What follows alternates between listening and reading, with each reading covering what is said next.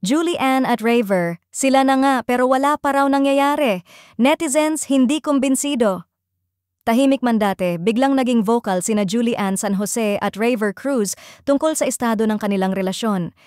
Sa latest interview, inamin ni Julianne na wala pa raw nangyayari sa kanila at todo respeto raw ang binibigay sa kanya ng aktor.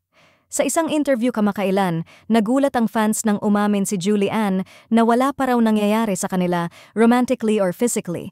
"We're just really taking our time. Very respectful si Raver and I appreciate that," pahayag ni Julianne.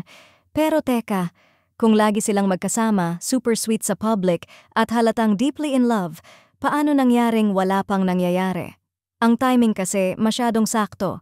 Habang nasa mainit na spotlight sina EA at Shaira Diaz sa usaping relasyon at pagkakaroon ng respeto sa tradisyonal na no sex before marriage, biglang di nag-reveal naman ang kampo ni na Julianne at Raver. Parang gustong makisabay sa init ng love team publicity?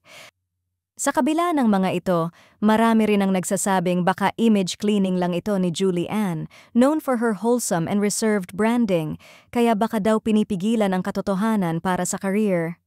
May iba ring naniniwala na baka si Raver lang ang mas expressive, habang si Julie ay controlled at career-first pa rin. Pero sa chemistry nilang dalawa, hindi raw kapani-paniwalang walang nangyayari. Lalo pang uminit ang usapin dahil madalas silang mamataan sa private moments, nagta-travel, nagde-date, minsan nga raw sabay pa umuuwi. Sa kabila nito, consistent si Julie sa pagsasabing walang pressure at may boundaries silang sinusunod. May ilan namang humanga sa pagiging traditional at respectful ni Raver na ayon kay Julie ay hindi nagmamadali at marunong maghintay.